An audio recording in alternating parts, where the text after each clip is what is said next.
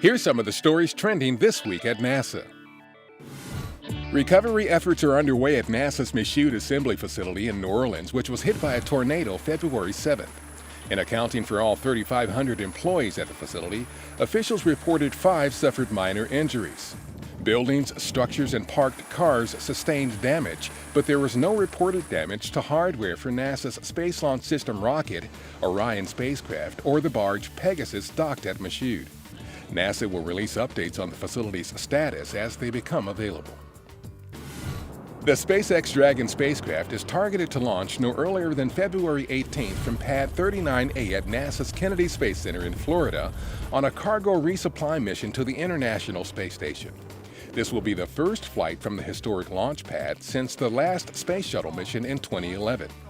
SpaceX has since leased the pad from NASA and has begun modifications in preparation to fly astronauts on NASA missions to the station under the agency's Commercial Crew program.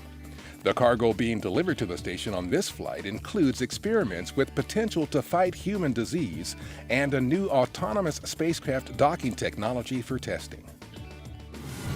The forward skirt for the left-hand solid rocket booster of NASA's Space Launch System rocket arrived recently at Cape Canaveral Air Force Station in Florida, where NASA and orbital ATK engineers will prepare it for the first uncrewed flight test of the SLS with NASA's Orion spacecraft on top.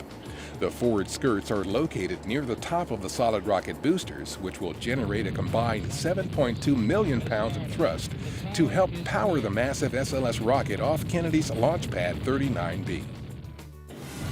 NASA officials from Wallops Flight Facility and Langley Research Center, both in Virginia, visited the state capitol in Richmond recently as part of the annual NASA Aerospace Days.